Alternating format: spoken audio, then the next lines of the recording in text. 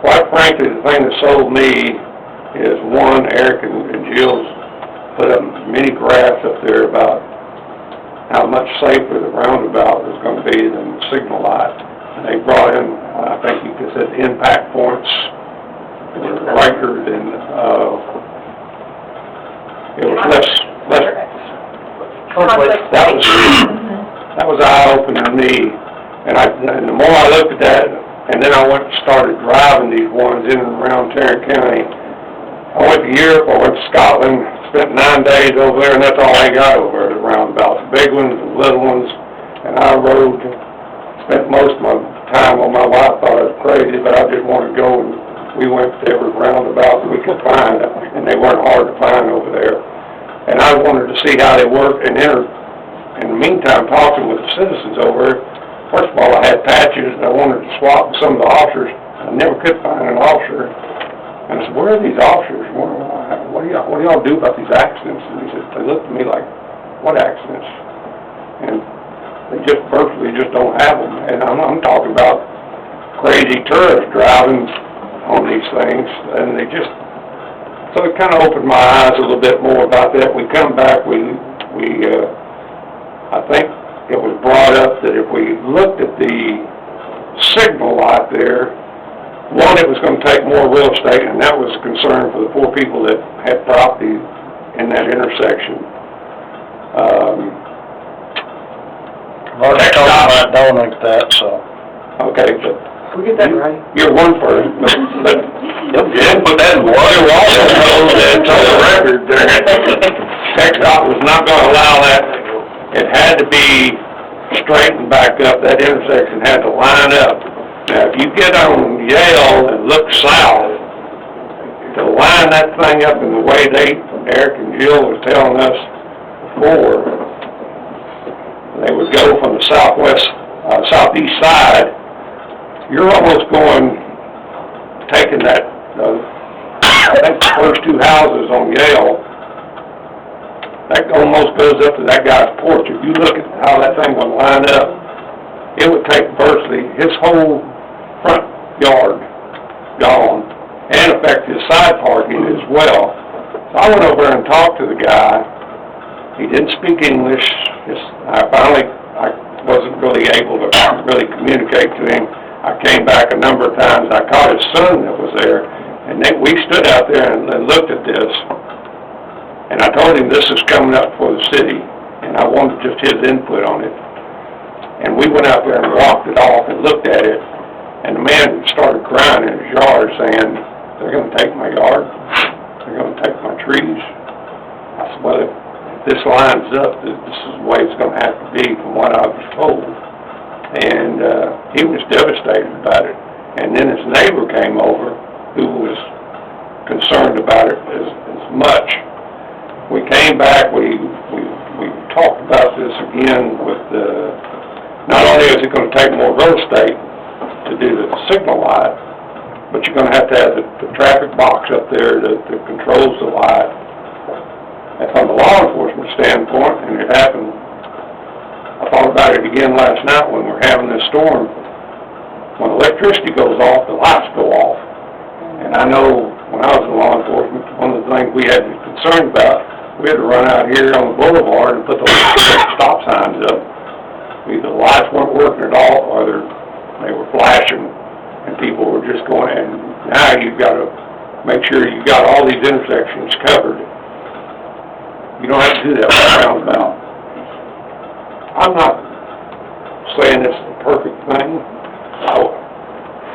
I would like to go back and say I'd still like to see the 4-lane road. But from what I understand is the footprint of this whole project was going to fit within the road itself, the existing road. I was concerned when they started talking about putting the bike trails and the sidewalks in, that they were going to take even more property on either side of the road to do that. They are. Yeah. They are 15 foot off the front of mine, and they're not paying me for it. So you need to be clear about it, because that keeps coming out. What? Why not be paid for that? You're going to lose it too. I know I am, but why would I not be paid for that? Because that's the right of way. Not They told me I should be thankful that I've been able to park in it all this time. So is that just on the north side, the 15 feet? 15 foot on the north side, 6 foot on the other The side. other side, all the whole length of So Meandering? why do we just not do 2 lanes? But the back trail is 10 foot wide. It is a 10-foot on the You're north. It is, but they're taking 15 foot Going off. from 44 to 50, if you count that up. That was gonna be one of my questions.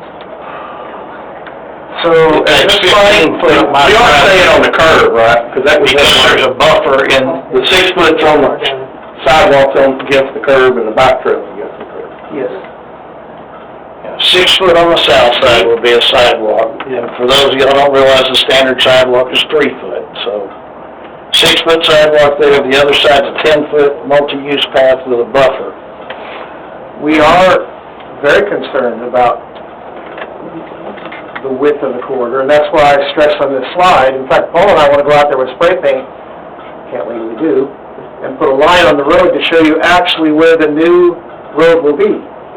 The new road will be 6 feet inside where the current road is. We're using the space that we're saving to put in the bike trails and the path. We are using a little bit more of the quote right-of-way, but that is the public right-of-way that's there. We're not having to acquire right-of-way up and down Meandering Road. The only place we're needing right-of-way is at these intersections. Well, when you come back to my office, then I'll show you the paint that Eric put down. I saw it. I told I you. measured it We myself have to when they- acquire right-of-way at the intersections. We have to require All the right-of-way way down the road.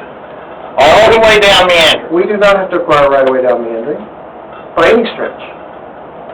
The right-of-way takes our... I've been told that. I understand. Over and over, every one of the telephone poles has to be moved. No. Gas meters. Yes. Everybody's gas meters are in their front yard. Can y'all The road. talk about it? You have a tree planted out there. Yes, I do. So, we're... No, I'm on the middle of the road and I've measured this out. I have too with Eric, and I don't know what you're coming up with now. The sidewalk and the bike Where the trail lines stand. are. Dan, the sidewalk and the bike trail don't fit in the middle of the existing road. They gotta go out. The existing road fits curb to curb. Curb to curb. So we could just pave the whole thing, except the federal government's got so much money, we have to put in a multi-use bike path and a 6 foot wide sidewalk. I don't think that we need that, but I was told that That's the only way they'll do it. I understand. to pay for it, or the federal government to pay for it. And we There's gotta some get the things that federal we just not government to gonna get repave our that we roads want. because we can't afford it. Is that what this is all about? That's what we're against. Can we pull up Google Earth? and I tell you, we can't pull afford it. Yeah. Look, Because it's they afford it. okay? I don't think they can. One thing at a time.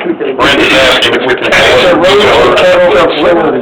I don't care. You don't even have to. Twice a day, just a road to a federal facility. I want to say all the time, precisely as I can, we are not acquiring right-of-way up and down Meandering. The road that we're building, and the sidewalks and the side paths that we're building, is in the existing right-of-way. No, it's not. No, it's not.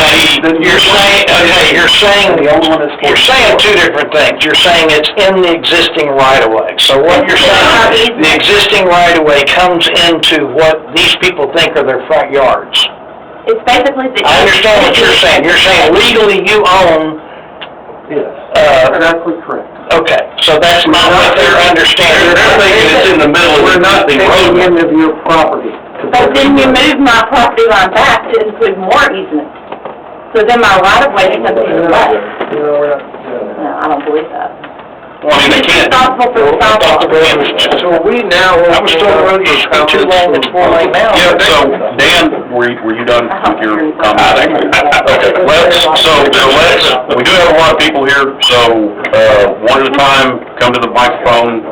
We'll try to stick to 2 minutes so that we can get everybody's comments, so, who wants to go first? Okay, and I think we know who you are, Brad, but give your name and your address for the record. 812 Rob Scott, Brad Hinge, own the property on the corner of Southwest. Dale, Meandering, southwest.